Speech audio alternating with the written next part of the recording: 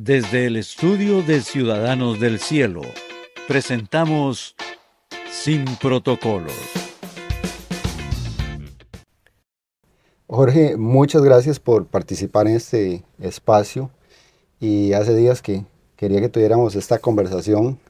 Me gustaría que empecemos hablando un poco de cómo fue el inicio de Jorge Gallens en el fútbol. Ok, Alex, bueno, muy contento de estar aquí, contento de compartir, ¿verdad? Un ratito con todos ustedes. Y bueno, presentándome, mi nombre es Jorge Ignacio Gádenes Quirós. Yo soy futbolista profesional, inicié en el fútbol a la edad de los 12 años, ya de manera como una tipo escuela de fútbol ya oficial, ¿verdad? Que fue aquí en el ¿Dónde? Pérez. Aquí en el Pérez. En el Pérez, Exactamente, sí, ok, sí. muy bien. Antecitos del Pérez, sí, obviamente uno está hace como equipitos de barrio, ¿verdad? Que eso es una formación muy buena y muy enriquecedora para un niño, para su futuro, ¿verdad? Porque ahí en la calle es donde uno aprende un montón de cosas, chiquillo, ahí, donde, donde uno a veces no se da cuenta que esos años son fundamentales, ¿verdad? Y estuve Claro. en San José, vivíamos en Coronado y en Dulce Nombre específicamente. De ahí ya nos vinimos como a los 11 años. Estuve en varios equipos de fútbol sala, dos equipos que se juegan con 5 y con una bolita pesada. ¿Equipos ya de amigos o ya un poquito más Era, de era, alto nivel? no, era como el equipo del barrio. Ok, Entonces al final del ajá, barrio había una canchita de papi fútbol de cemento claro. y ahí hicimos un equipo de fútbol 5 junto con los papás, ¿verdad? Y todo, y con una bolita pesada, aquella que uno solo le pegaba con la Sí, yo posta. la recuerdo. Sí, Yo sí. la recuerdo. ¿Cómo qué edad tenía usted más o menos en ese Yo ahí entonces? empecé 6 años. 6 años, ok. Ajá, de ahí el equipo se llamaba La Catalina. Y el técnico se llamaba Minor, nunca se me va a olvidar, ¿verdad? Porque, bueno, gracias a Dios, tengo lindos recuerdos. De ahí ya a los 11 años me vine para acá y a los 12 me metí en la división categoría Mosco, en el Pérez de León. Me acuerdo que íbamos a entrenar a las canchas de laboratorio. Ujú, sí. Y ahí empecé un camino ya un poquito más serio, ¿verdad? Con ya un poquito más de competencia con otros equipos establecidos y demás, ¿verdad? Y gracias a Dios fui ascendiendo de categoría poco a poco, ¿verdad? Ahí aprendiendo de los muchos entrenadores que tuve, aprendiendo de los compañeros también que le enseñan a uno mucho el convivio también, ¿verdad? Que es muy Claro. importante con los demás compañeros. Ya uno empieza a saber cómo se manejan un grupo de 25 personas, que no es fácil, ¿verdad? Hay todo tipo de cosas, Ya entonces ahí se sentía tal vez como más oficial, como más serio. sí, yo cuando empecé a sentir ya mucho más seria esta cuestión del fútbol, donde ya como que me mentalicé, dije yo quiero llegar a primera división, a fútbol Ajá. profesional, fue cuando ya tenía 16 años, pasé de la división de infantil, que es de 14 15 años, pasé al juvenil especial, que era una división que era 16 rondaba de los 15 a los 17 años. Esa es una pregunta que yo tenía en mente hacerle. ¿En qué momento en su juventud usted dice, no, yo creo que esto va en serio? Sí, como a los 16 años sentí que iba en serio porque cuando me subieron de la categoría infantil a la juvenil especial, no fueron bastantes los que pasaron ese filtro, sino que fuimos alrededor puña, unos 8, ¿De cuántos? ¿Cuánta era la cantidad? de 20, 25.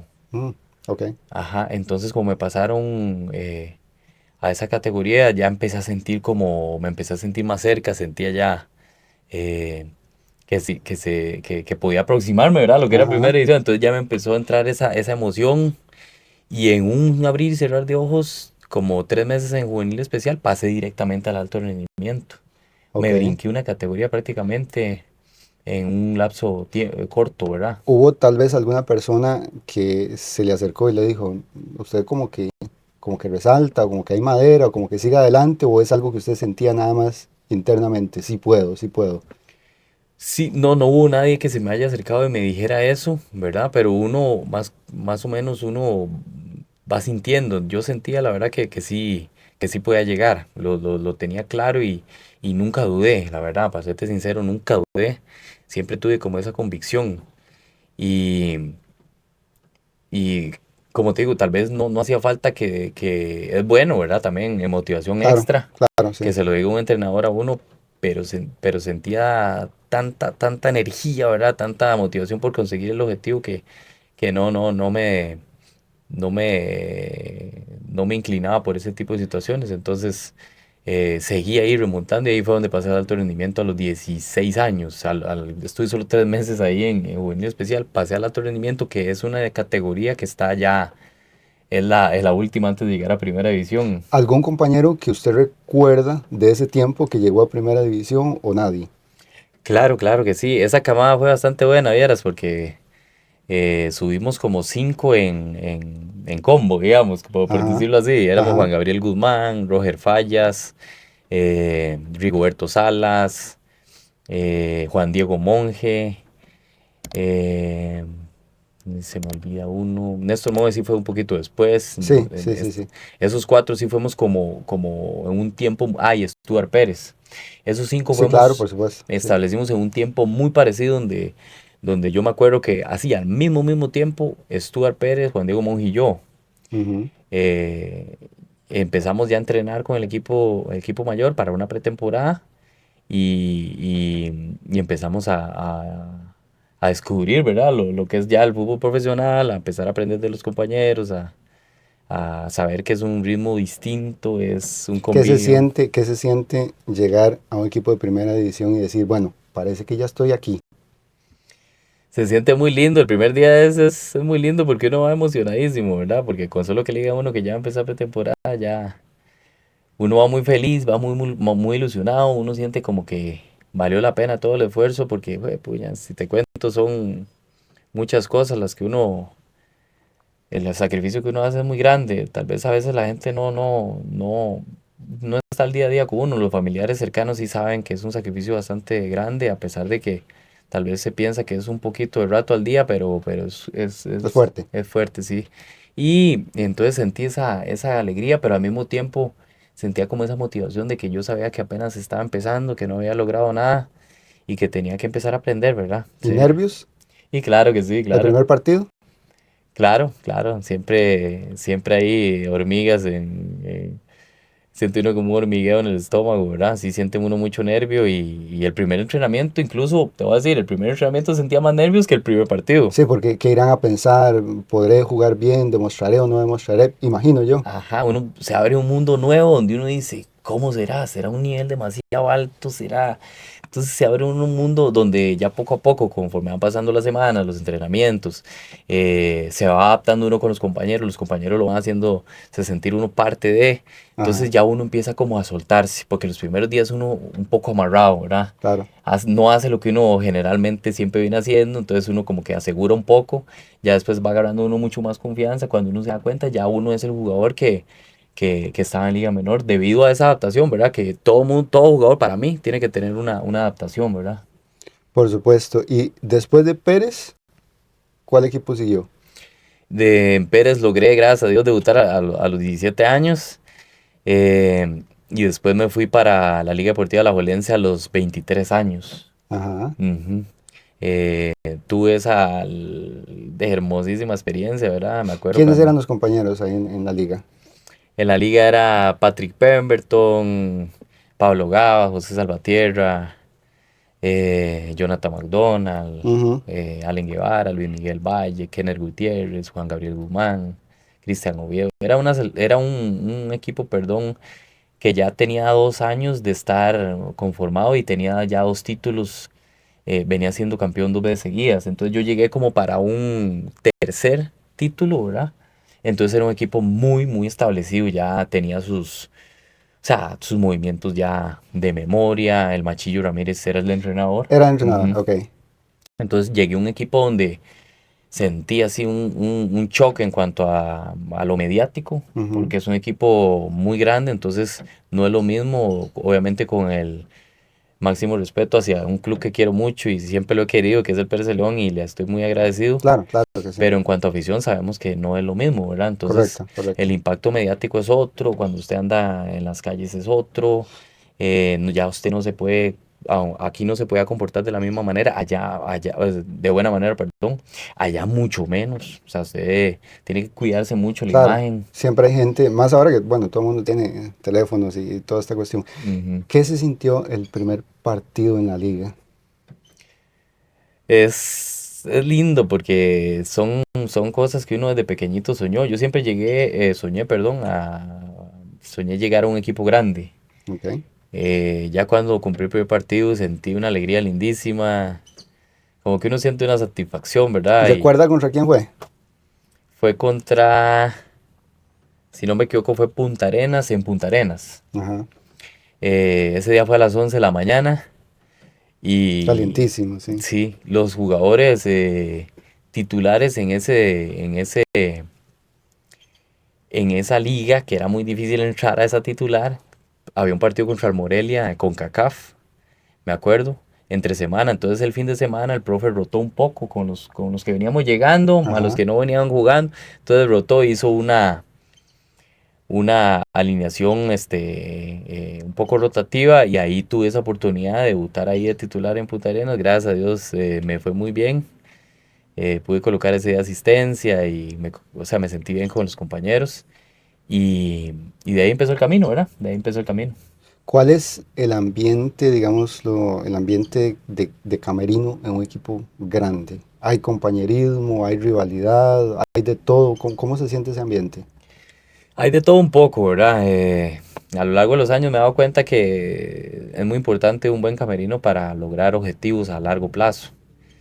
Eh, la verdad que ese camerino era espectacular. Digamos, yo solo tengo recuerdos lindos de ese camerino porque era un camerino donde todos nos llevábamos como una familia, donde cuando, por ejemplo, yo llegué nuevo y me sentí ya a la semana, ya yo me sentía como que llevaba un año de tiempo ahí, ¿verdad? Porque bromeábamos mucho, eran bromas, no eran ese tipo de bromas pesadas donde le faltamos al respeto a un compañero, ¿verdad? Porque Sí, somos compañeros de trabajo, ¿verdad? Pues eran bromas llevaderas donde usted sabe, ¿verdad? Que en el fútbol siempre es así, es bonito estar alegre siempre en el lugar de trabajo. Y, y yo no sé qué método tenía el machillo, pero que éramos 26 jugadores y todos estábamos contentos. ok, congeniaban, sí. Jugara quien jugara, todos estábamos contentos, nos sentíamos contentos cuando el compañero lo hacía bien, cuando el compañero jugaba, lo apoyábamos. Me tocaba a mí jugar titular, el compañero yo sentía ese apoyo y viceversa, ¿verdad? Entonces era un camerino de que consiguió muchas cosas, principalmente por esa base, ¿verdad? La parte humana que era muy importante. Claro. ¿Y cuánto tiempo estuvo en la liga? Ahí estuve 2 años, Bastante tiempo. sí, ahí estuve bastante tiempo, sí. Me hubiera encantado quedarme más, pero sí, así es el fútbol, ¿verdad? Claro, Entonces, claro. Y después de la liga viene, en algún momento usted estuvo en San Carlos, ¿cierto? sí. ¿En qué momento, digamos, después de la liga pasó a cuál equipo? Después de la liga me devuelvo acá a Pérez, me abrieron otra vez las Ok, puertas. Es un equipo que la verdad siempre me ha acogido en ese sentido. Y por dicha en la cancha también eh, he tratado de retribuirles eso y siento que gracias a Dios pude hacerlo bien y me vine acá 4 años. 4 años más después de Ujú. la liga. Sí, Después siguieron otros equipos. sí, de ahí fue donde, imagínate, yo a los 29 años, bueno, 28 y un poquito, casi 29, yo solo había estado en 2 equipos. Ujú. Entonces siempre había sido muy estable, ¿verdad? En esa parte. Y ahí fue donde cambié a San Carlos. Estuve 6 meses ahí.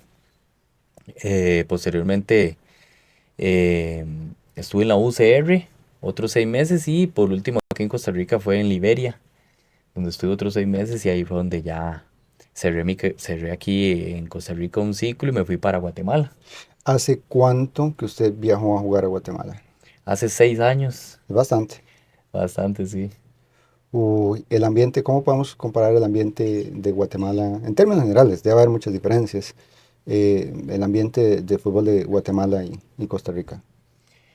Es muy distinto, bueno, el fútbol, como dicen, en todos lados es igual, pero en cuestiones ya dentro del campo, ¿verdad? Pero afuera es muy distinto por la cultura de los dos países, es bastante diferente, pero bastante bien, o sea, es un país donde es un poquito más grande, donde los equipos lejanos a la capital la gente, ¿cómo le explico?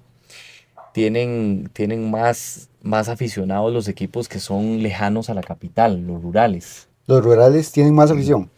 tienen, no la misma, pero sí tienen mucha afición los equipos que son rurales, diferente, o sea, pasa diferente acá que los equipos rurales sí tienen Sí, muy poca afición porque son sí, equipos de unos lugares más pequeños, ¿verdad? Y mucha gente también le gusta Saprissa la liga. Entonces, sí, sí. allá sí es distinto eso. Por ejemplo, usted va a jugar a San Marcos, que es un lugar que es casi frontera con México, queda a 8 horas de la capital. Ahí el uniforme es color amarillo. Entonces usted va a Cremas a jugar, que es Comunicaciones, a jugar ese estadio y todo el estadio es completamente amarillo. Ahí el que vean con una camisa blanca Sí, prácticamente lo evita para no generar problemas, claro, ¿verdad? claro. Porque la gente es muy arraigada a su tierra, a su pueblo, a su color, ¿verdad? De camiseta. Entonces, si noté eso, me imagino que puede ser tal vez porque son lugares bastante rurales, alejados de la capital. Aquí sí es un poquito más pequeño, entonces Sí, es distinto. sí es cierto. Incluso hay unos equipos grandes aquí en Costa Rica que no tienen tanta afición, ¿verdad? Ujú. ¿Cuántos equipos hay en Guatemala? Aquí, pues, el país es pequeño, no hay muchos, hay más, menos. Ajá. En Liga Mayor, que es primera división de acá de Costa Rica, allá le llama Liga Mayor, son igual, la misma cantidad, son 12 equipos. Y en primera división, que es la segunda de allá le llaman primera a la segunda. Ok, O sea, la que aquí es segunda, allá le llaman primera, allá le ¿verdad? llaman primera división, ok. Ahí son 20 equipos. Cosa que es parecido acá, creo que aquí anda por 20 equipos.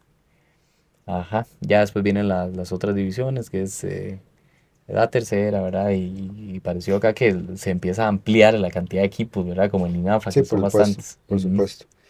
Jorge, ¿qué podríamos decirles a los muchachos de hoy en día, jovencitos que tienen esa ilusión de jugar en primera división, de ser profesionales? ¿Qué podría usted decirles? Bueno, primero que todo, yo siento que uno como jugador, ya desde pequeño, ya uno va sintiendo qué es lo que uno quiere, ¿verdad? Ya el corazón le dice a uno, uno es feliz cuando uno va a entrenar, aunque usted tenga que pegarse caminadas, aunque usted tenga que ir a veces tal vez mal comido, tenga que hacer esfuerzos muy grandes, uno es feliz entrenando. Cuando uno siente esa alegría, esa felicidad dentro y esa emoción por jugar, ¿verdad? Yo siento que está en el camino correcto, ¿verdad?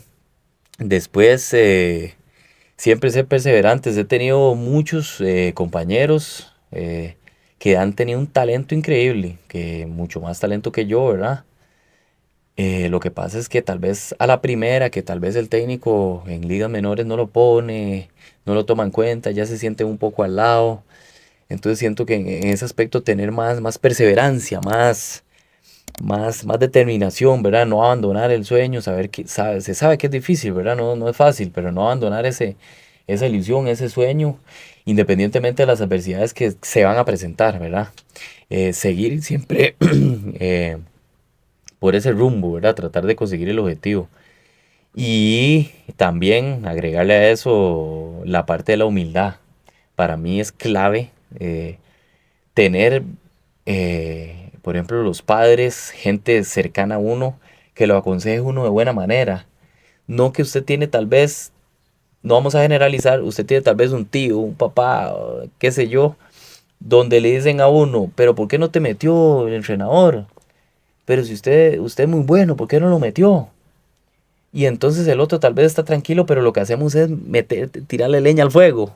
Correcto, Lo carboneamos de una manera donde el chico más bien se equivoca, se enoja. Ese enojo produce que ya no quiera ir a entrenar o que ya anda haciendo caras, cosa que el fútbol debe ser disciplina. Uno no puede hacer caras en un entrenamiento si uno tiene que respetar también a los demás compañeros, ¿verdad? Entonces es fundamental aceptar cuando uno se equivoca, aceptar que uno no todo lo sabe, está uno apenas en pañales empezando y también para los padres, los amigos cercanos, los familiares de un jugador que está en proceso, en formación, hay que saber educarlo, saber aconsejarlo y decirle siempre las cosas no son fáciles, sepa aprender, sepa escuchar, observe, no vea, observe para que aprenda y manténgase en esa posición, que esas sean las bases de su formación, de esas bases sean sólidas para que cuando vengan los problemas, como que cuando lo dejan en banca, cuando el otro compañero lo critica, cuando no lo ponen en la lista, entonces tenga esas bases fuertes y diga, no, no, no, esto no es nada, aquí tengo que seguir aprendiendo, tengo que ser humilde, saber que han existido historias de futbolistas grandísimos, un ejemplo, Keylor Navas, que en Pérez no lo aceptaron, ¿verdad? Claro. Que después fue a a las selecciones juveniles de Costa Rica y él era banca en el Mundial de Finlandia, no me acuerdo el año de ese Mundial, pero él era portero banca, pero no era el segundo, era el tercer portero. Entonces Keylor Navas era el tercer portero de la selección juvenil sub-17, ¿verdad? El Ujú. titular era Daniel Cambronero y el segundo creo que era Luis Diego Sequeira. Entonces ahí es donde uno dice, que, o sea, ¿qué más ejemplo? Tercer portero y terminó siendo el jugador más destacado del área CONCACAF, fue el portero del Real Madrid, ¿verdad? Sí, en este momento es una leyenda. Es una Es una leyenda, leyenda viva. ¿verdad? Entonces podemos agarrarnos de ahí, ¿verdad? Y como te repetí, ¿verdad? Serían esos tres, para mí esos tres consejos son fundamentales, ¿verdad? Para lograr sobresalir. Será importante, ya que usted mencionaba la familia, a nivel familiar, los valores, la fe, las tradiciones, ¿considera usted que eso puede influir un ambiente familiar sano para que el joven también pueda llegar a lograr sus objetivos? Claro que sí. Para mí, esas bases que no se las dan a uno en la escuela, ni en la escuela, en la escuela de estudio, ni en la escuela de fútbol, las bases de la casa, ¿verdad? Los valores que nos enseñan nuestros papás son fundamentales para que uno, independientemente del trabajo, pero el fútbol, para que le ayude mucho en el fútbol, ¿verdad? Porque el convivio con 25 compañeros no es fácil, ¿verdad? Entonces, si uno está bien sentado en sus bases, tiene valores de respeto hacia el compañero, es honesto a la hora de trabajar, es solidario también. em, si uno tiene algunos de esos valores y otros que podemos agregar también, eh, siento que puede llegar a incluso con condiciones no Favorables, tal vez sí. muy favorables de talento, tal vez no sea un jugador muy talentoso, pero si tiene buenas bases, buenos valores desde la casa, Perseverancia ese jugador que no es muy talentoso puede llegar más largo que un jugador que es muy y talentoso. llevar una O vida sea, sana. y llevar una vida sana. Esos valores lo van a llevar a usted a saber que en un momento va a llegar alguien, un compañero, o va a llegar alguien a ofrecerle licor, vamos a tal fiesta, aquí ya, allá están aquellas mujeres, esto y Y lo en otro. estos días, licor es de lo más común que se ofrece. Hay otras cosas todavía peores que ya se han Ujú. vuelto parte de la vida de muchos jóvenes, lastimosamente. Eh, ya como para ir cerrando, ¿considera usted un cambio, se ve un cambio en las juventudes de cuando usted tenía 16, 17 años a lo que vemos ahora, más o menos en jóvenes de esas edades? Claro que sí, es bastante, el cambio es bastante, ¿verdad? Cuando yo empecé no había, bueno, mi primer celular fue a los 16 años. No existían redes sociales. Después ya cuando tenía 19 empezó a existir el MySpace, creo que fue el primero Algo así era que MySpace o había existió. otro que era High Five, creo, algo Sí. así, algo así. Entonces uno estaba como más, o sea, los jóvenes actuales para mí no son culpables, en cierta medida no son culpables porque ahora hay mucho entretenimiento en cuanto a la tecnología, hay mucho, por ejemplo, lo de las redes sociales. Entonces a veces están más preocupados de estar metidos en las redes, publicando esto, viendo tal cosa que tal vez no es constructiva, ¿verdad?